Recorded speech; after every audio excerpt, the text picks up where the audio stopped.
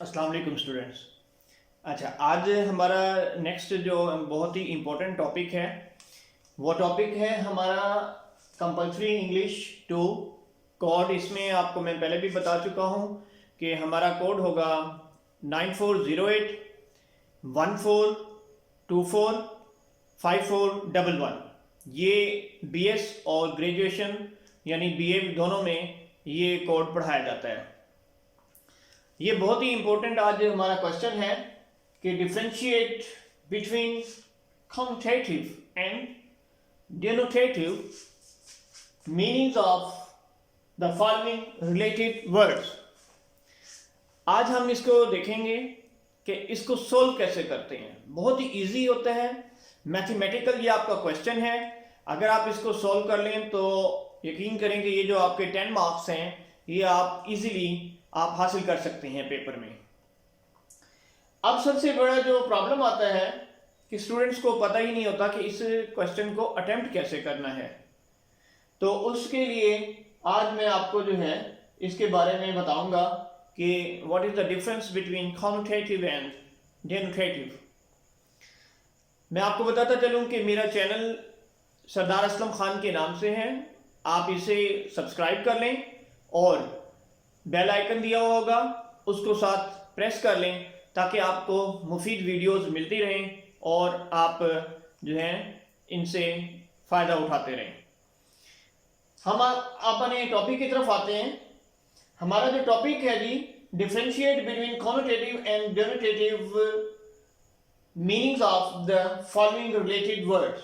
सबसे पहले तो आपको पता होना चाहिए वो क्या है कि often words in English have double meanings.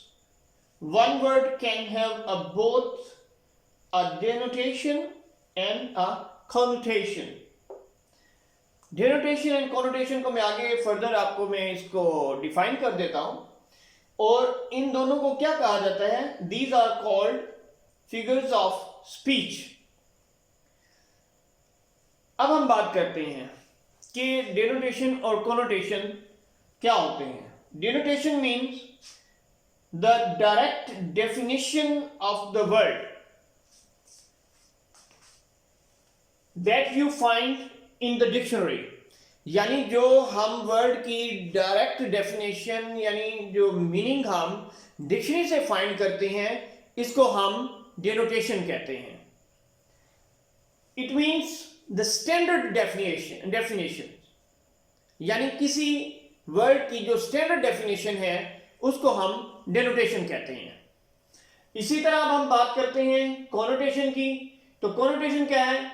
The emotional suggestions of a word that is not literal, यानी डिक्शनरी मीनिंग नहीं, आपको इमोशनली वो वर्ड किस तरफ लेके जा रहा है, आप उसको इमोशनली उसके क्या मीनिंग ले रहे हैं, दैट इज द कॉनोटेशन।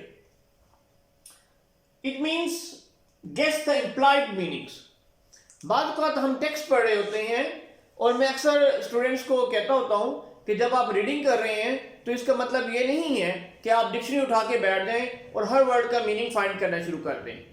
कुछ वर्ड्स ऐसे होते हैं और कुछ हमें टेक्स्ट जब हम रीड कर रहे होते हैं तो टेक्स्ट रीड करते हुए हमें क्या होता है कि बहुत सारे ऐसे अल्फाज हमें खुद ही उस टेक्स्ट के अंदर से ही उसकी मीनिंग समझ आ जाते हैं। उसके लिए हमें कोई डिक्शनरी ओपन करने की जरूरत नहीं होती, यानी हम गेस कर लेते हैं, कॉन्टेक्सचुअल मीनिंग हम ले लेते हैं। लाजमी नहीं है कि हर वर्ड का ही डिक्शनरी मीनिंग फाइंड किया जाए, तो फिर इस तरह तो आप बड़े जो हैं वो पैसिव हो जाएंगे, अच्छे रीडर नहीं हो सकेंगे, क्योंकि आप एक तो बोरिंग शुरू हो जाती है कि हर वर्ड को आप समझने के लिए उसकी मीनिंग फाइंड करने बैठ जाएंगे तो ये प्रॉब्लम क्रिएट कर देता है। तो ये जो हमारे रीडर्स होते हैं उनको भी ये बहुत ज़रूरी होता है कि उनको कॉनोटेटिव मीनिंग्स लेने चाहिए। अब हम एक वर्ड की एग्जांपल लेते हैं। जैसे हमारे पास वर्ड है लॉनली। अगर हम इसका कॉनोटेशन देखें तो कॉनोटेटिव मीनिंग्स में हमारे पास आता है a depressing feeling of being alone, यानी this is the standard definition which we can find from the dictionary। अगर इसके कोनोटेटिव मीनिंग्स में हम जाते हैं, यानी what is the connotation of lonely, जैसे आपको पेपर में दिया होता है, तो आप क्या करेंगे, यानी desolate, isolated lands where there is no one. This is the connotation of lonely. अच्छा, अक्सर एक कॉन्सेप्ट या एक कंफ्यूजन पाई जाती है स्टूडेंट्स के माइंड में, वो समझते हैं कि these are the different elements. ये डिफरेंट एलिमेंट्स नहीं होते, बल्कि ये क्या होते हैं, मैंने नोट दिया है कि डेनोटेशन एंड कॉनोटेशन जो है are not two separate ideas. These are not two separate ideas. What is this? They are two aspects or elements of a single word or an idea. यानी ये एक ही वर्ड के two aspects हैं, एक word के, एक idea के। ये दो आइडियाज के नहीं है, बल्कि एक आइडिया के या एक वर्ड के टू एस्पेक्ट्स हैं। जैसे हम एक और एग्जांपल लेते हैं, हमारे पास वर्ड है लेजी। तो लेजी में आप देखेंगे, अगर इसका कोनोटेटिव मीनिंग आप लेंगे तो it means resistant to work.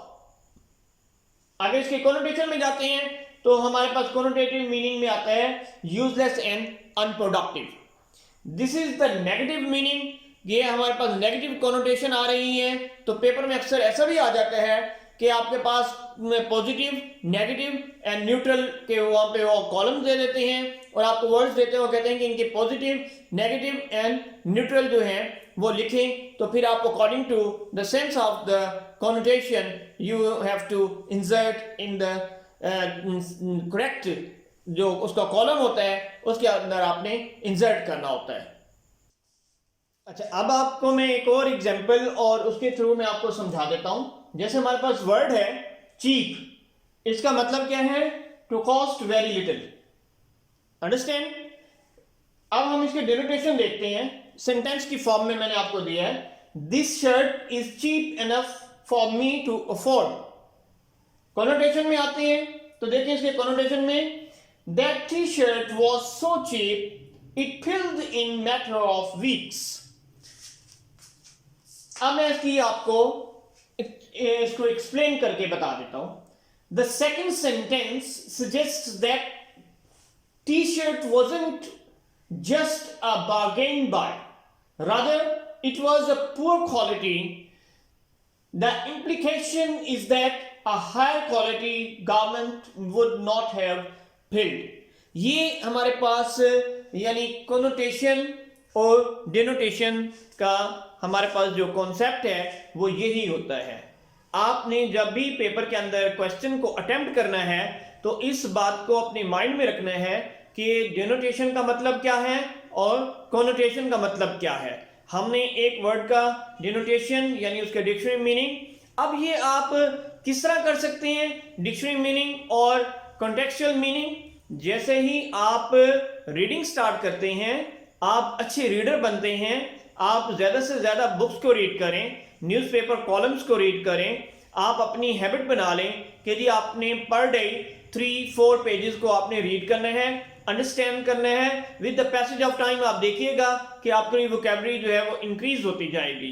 इसी तरह कुछ वर्ड्स के आपको डिक्शनरी से भी मीनिंग फाइंड करने पड़ जाएंगे और कुछ आप वैसे ही कंटेक्चुअल मीनिंग फाइंड करके ही आप वैसे ही गो थ्रू करते जाएंगे। तो इस क्वेश्चन को अटेम्प्ट करने का मैंने अब आपको बता दिए हैं कि आपको कैसे इसको अटेम्प्ट करना है। अगर आपको ये चीज़ें समझ आ गई हैं तो बिलीव करें कि आपके ये 10 मार्क्स 100% आपको मिलेंगे। तो मैं आपको फिर बताता चलूं कि मेरा चैनल सरदार असलम खान के नाम से है, आप इसे सब्सक्राइब कर लें और साथ ही बेल आइकन दिया हुआ होगा, इसको प्रेस कर लें ताकि आपको नोटिफिकेशन मेरी वीडियोस के मिलते रहें और आप मेरी वीडियोस से जो है वो फ़ायदा हासिल करते रहें।